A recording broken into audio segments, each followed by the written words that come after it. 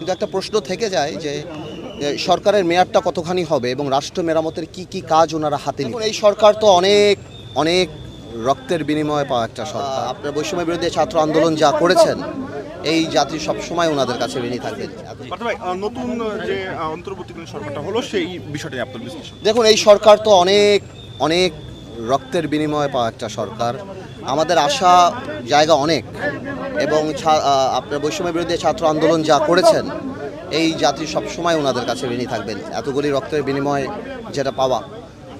কিন্তু আমি যারা যারা শপথ নিয়েছেন ওনাদের গ্রহণযোগ্যতা, সামাজিক গ্রহণযোগ্যতা বা নিজ নিজ কর্মক্ষেত্রে গ্রহণযোগ্যতার ব্যাপারে তো কোনো প্রশ্নই আমরা রাখতে পারি না। ওনারা তো সবাই খুব সাকসেসফুল মানুষ। কিন্তু একটা প্রশ্ন থেকে যায় যে সরকারের মেয়াদটা কতখানি হবে এবং রাষ্ট্র মেরামতের কি কি কাজ ওনারা হাতে নেবেন। এটা না জানা পর্যন্ত আসলে আনসার করা কঠিন যে ওনাদের কাজটা কেমন হওয়া উচিত বা কি হওয়া উচিত।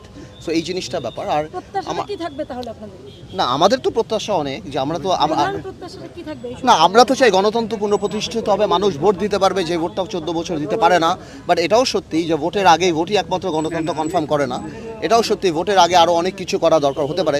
বাট সেই জিনিসটা কি করবে, কতখানি সময় করবে, সেই ব্যাপারে তো ইউনূস সাহেব এবং ওনার যে ক্যাবিনেট ওনারাই ঠিক করবেন। এটা তো আমরা বলতে পারছি। প্রথম আসলে তাদের কি বিষয় হাত দেওয়া উচিত, প্রথম কোন কাজগুলো আসলে করা উচিত? আমি মনে করি তো গণতান্ত্রিক ক্ষেত্রে নির্বাচন কমিশনের ব্যাপারটাই তাদের হাত দেওয়া উচিত। নির্বাচন কমিশন পুনর্গঠন থেকে আরম্ভ করে সে ব্যাপারে কথা বলা উচিত।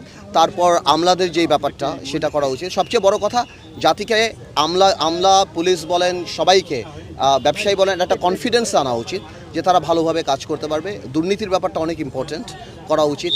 আর কিছু কিছু আইন আছে যদি ওনারা করতে চায়, যেমন আপনার অর্থনৈতিক রাষ্ট্রদ্রোহিতা পাশ করা উচিত, যার কারণে বাংলাদেশ থেকে লক্ষ লক্ষ কোটি টাকা পাচার হয়ে গিয়েছে।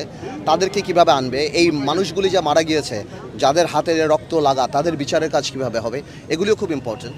সো সব কিছু মিলিয়ে অনেক কিছু। এখন ওনারা কি করবেন, ভবিষ্যতে আমাদের সাথে বসবেন কিনা বা কি কর্ম পরিকল্পনা হবে সেটা সময় বলে দেবে।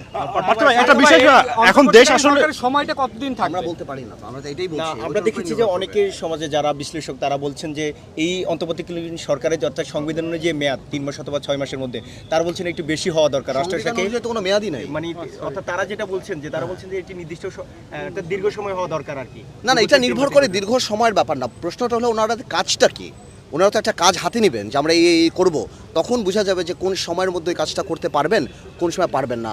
ওই কাজগুলো কি ওনাদের করা উচিত বা ভবিষ্যৎ গণতান্ত্রিক সরকারের করা উচিত, এটা নির্ভর করে যে কি করবেন। আমার মনে হয় সরকারের উচিত এখন রাজনীতিবিদদের সাথে কথা বলা, বড় বড় রাজনৈতিক দল যাদের স্টেক আছে কথা বলে এরকম একটা পরিকল্পনা, যাতে করে পিপল রিপ্রেজেন্টেশনও থাকে, মানুষের রিপ্রেজেন্টেশনও থাকে। এখন তার সংসদ নেই, সো বড় রাজনৈতিক দল যারা আছেন তাদের সাথে কথা বলে অ্যাটলিস্ট মানুষের একটা স্বস্তির জায়গা থাকবে। ঠিক আছে। একটা বিষয় সেটা হচ্ছে দেশে এখন আইন শৃঙ্খলা পরিস্থিতি নিয়ে খুব কথা হচ্ছে, কারণ পুলিশ